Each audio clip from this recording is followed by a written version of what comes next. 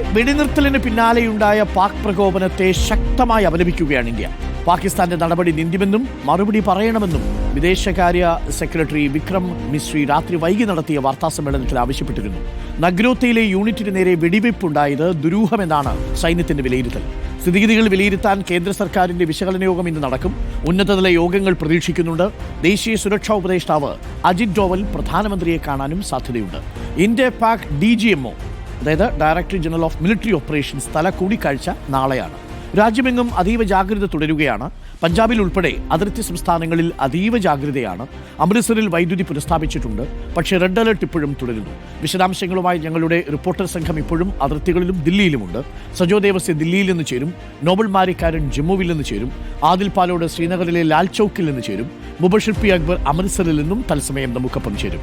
ആദ്യം ഞാൻ എല്ലാ നമ്മളുടെ പ്രിയപ്പെട്ട റിപ്പോർട്ടർമാർക്കും സ്നേഹം, ഗുഡ് മോർണിംഗ്. കാരണം വളരെ സംഘർഷഭരിതമായ സാഹചര്യത്തിൽ അത്തരം പരിശീലനങ്ങളൊന്നും ലഭിക്കാതെയാണ് പ്രിയപ്പെട്ട റിപ്പോർട്ടർമാർ ഈ അതിർത്തി ഗ്രാമങ്ങളിൽ സന്ദർശനം നടത്തുകയും അവിടെയുള്ള വാർത്തകൾ പ്രേക്ഷകരിലേക്ക് എത്തിക്കുകയും ഒക്കെ ചെയ്തത്.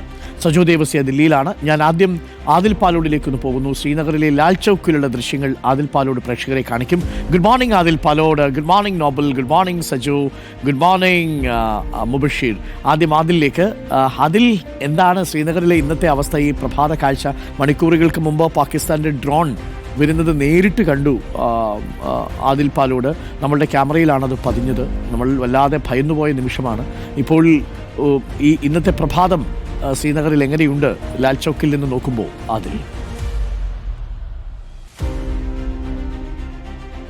ഇന്നലെ വൈകുന്നേരത്തോടെ വെടിനിർത്തൽ പ്രഖ്യാപിച്ചതോടെ, വെടിനിർത്തൽ കരാറായതോടെ ഇനിയൊരു സമാധാന ജീവിതത്തിലേക്ക്, ഒരു സജീവമായൊരു ജീവിതത്തിലേക്ക്, കച്ചവടത്തിലേക്കൊക്കെ മടങ്ങിപ്പോകാം എന്നുള്ളതായിരുന്നു ശ്രീനഗറിലെ ആളുകളുടെ ഒരു പ്രതീക്ഷ. പക്ഷേ അതിനെയൊക്കെ തകിടം മറിച്ചുകൊണ്ടാണ് ഒരു 3-4 മണിക്കൂറിനകം തന്നെ വലിയ ഉഗ്രസ്ഫോടനങ്ങൾ. നമ്മൾ ഹോട്ടലിൽ കഴിയുകയായിരുന്നു. ലാൽ ചൌക്കിൻ്റെ ദൃശ്യങ്ങളാണ് ഇപ്പോൾ കാണുന്നത്.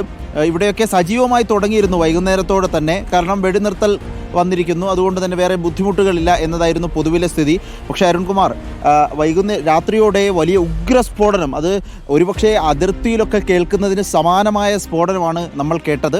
ഉടനെ തന്നെ പുറത്തിറങ്ങി ക്യാമറയിൽ പകർത്തുമ്പോൾ നമ്മൾ കണ്ടത് ഈ സൈന്യത്തിനോട് ബഹുമാനം അധികമാകുന്ന കാര്യമാണ്. കാരണം ഈ 9 ഡ്രോണുകളാണ് ഈ ശ്രീനഗറിൻ്റെ ആകാശത്തുകൂടി ഇങ്ങനെ പറന്നുയർന്നത്, കുതിച്ചുയരുകയായിരുന്നു. തുടരെ 9 ഡ്രോണുകൾ വരുന്നു. ആകാശത്ത് വെച്ച് തന്നെ ഉഗ്ര ശബ്ദത്തോടെ അതിനെ സൈന്യത്തിന് നിർവീര്യമാക്കാൻ കഴിയുന്ന വ്യോമ പ്രതിരോധ സംവിധാനം നമ്മളത് പ്രയോഗിക്കുന്നു. ആ രൂപത്തിൽ ശ്രീനഗർ അതോടുകൂടി വീണ്ടും പഴയ പടിയിലേക്ക് പോയി എന്നുള്ളതാണ് നമ്മളിവിടെ ദൃശ്യങ്ങളിൽ കാണുന്നത്. ഇപ്പോഴും ലാൽ ചൌക്കിൽ ഇന്നു മുതൽ സജീവമാകേണ്ട ലാൽ ചൌക്കാണ്. ലാൽ ചൌക്കിൽ ആളുകൾ എത്തിത്തുടങ്ങുന്നതേ ഉള്ളൂ. ഇപ്പോൾ കാണാം, ദൃശ്യങ്ങൾ കാണാം. കടകളൊക്കെ അടഞ്ഞു തന്നെ കിടക്കുകയാണ്. കശ്മീരികളുടെ ഈ വിധം ഇപ്പോൾ നമ്മൾ ഹോട്ടൽ ജീവനക്കാരുമായൊക്കെ സംസാരിക്കുമ്പോൾ ഇതാണ് കശ്മീർ എന്നാണ് പറയുന്നത്. അടുത്ത നിമിഷം എന്താണ് സംഭവിക്കുന്നതെന്ന് പറയാൻ കഴിയില്ല എന്നുള്ളതാണ് അവരുടെ പ്രതികരണം. ആ രൂപത്തിൽ തന്നെയാണ് ഇന്നത്തോടുകൂടി വീണ്ടും സജീവമായി പഴയ രൂപത്തിലേക്ക് പോകാം എന്ന് കരുതിയിരുന്നിടത്താണ് പാകിസ്ഥാൻ വെടിനിർത്തൽ കരാർ ലംഘിച്ചുകൊണ്ട് ശ്രീനഗറിൻ്റെ വരെ മുകളിലേക്ക് ഡ്രോണുകൾ അയച്ചത്. ഡ്രോണുകൾ നിർവീര്യമാക്കി. ഒരു തരത്തിലുള്ള അത്യാഹിതമോ ആളപായമോ ഒന്നും റിപ്പോർട്ട് ചെയ്തില്ല. അത് സൈന്യത്തിൻ്റെ ഒരു മിടുക്ക് തന്നെയാണ് എന്ന് കൂട്ടിച്ചേർത്ത് പറയേണ്ടതുണ്ട്.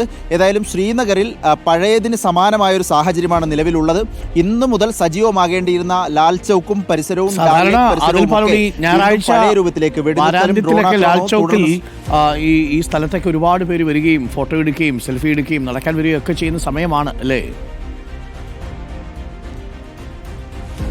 ഉറപ്പായും ഈ ദൃശ്യങ്ങൾ നമുക്ക് കാണാം. ഒരാളുണ്ടോ എന്ന് നോക്കണം. ഒരു വശത്ത് CRPF ഉദ്യോഗസ്ഥർ ചിലർ നിൽക്കുന്നു.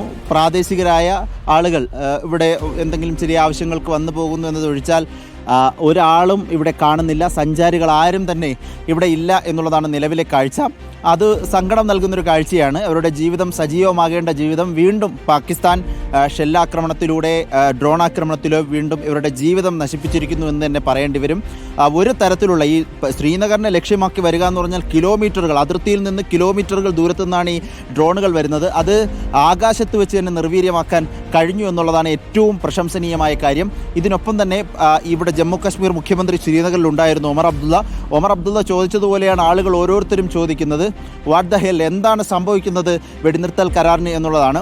വീണ്ടും പഴയപടിയിലേക്ക് പോകുമോ എന്ന ആശങ്കയിലാണ് ശ്രീനഗറിലെയും ആകെ കശ്മീരിലെയും ആളുകളുള്ളത്.